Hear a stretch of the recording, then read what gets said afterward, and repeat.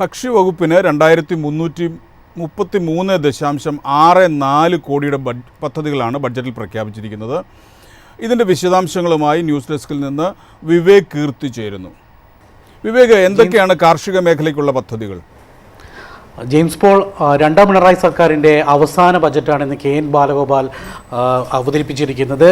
അദ്ദേഹം ബജറ്റ് അവതരിപ്പിക്കുന്നതിന് മുമ്പ് തന്നെ പറഞ്ഞു, ഒരു സ്വപ്ന ബജറ്റല്ല, ഇതൊരു പ്രായോഗിക ബജറ്റാണെന്ന് പറഞ്ഞുകൊണ്ട് തന്നെയാണ് അദ്ദേഹം ബജറ്റ് അവതരണത്തിലേക്ക് എത്തിയത്.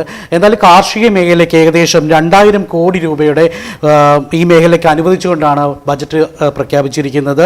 സംസ്ഥാന കാർഷിക മേഖല തളർച്ചയുടെ കാലം പിന്നിട്ടു എന്നും അദ്ദേഹം പറഞ്ഞുകൊണ്ടാണ് ബജറ്റ് അവതരണം ആരംഭിച്ചത്. പ്രത്യേകിച്ച് ഈ കാർഷിക മേഖലയുടെ ഭാഗം പറയുമ്പോൾ അദ്ദേഹം പറഞ്ഞു, എന്തായാലും ഈ മേഖലയിൽ വളരെയധികം പദ്ധതികൾ അദ്ദേഹം പ്രഖ്യാപിച്ചിട്ടുണ്ട്, ഫണ്ടുകൾ അനുവദിച്ചിട്ടുണ്ട്. അത് നമുക്ക് ഓരോന്നും പരിശോധിക്കുമ്പോൾ മനസ്സിലാകുന്നത് കേര വികസനത്തിന് 100 കോടി രൂപയാണ് അനുവദിച്ചിരിക്കുന്നത്. അതുപോലെ തന്നെ അതിൻ്റെ നാളികേര മേഖലയും മറ്റ് അനുബന്ധ വികസന പ്രവർത്തനങ്ങൾക്കുമായി 75 കോടി രൂപയും നീക്കി വെച്ചിട്ടുണ്ട്. കൂടാതെ നെൽകൃഷി വ്യാപിപ്പിക്കുന്നതിനായി 150 കോടി രൂപയാണ് മാറ്റി വെച്ചിരിക്കുന്നത്. കൂടാതെ കാർഷിക സർവകലാശാലയുടെ പുരോഗതിക്കായി 72 കോടി രൂപയും അനുവദിച്ചിട്ടുണ്ട്.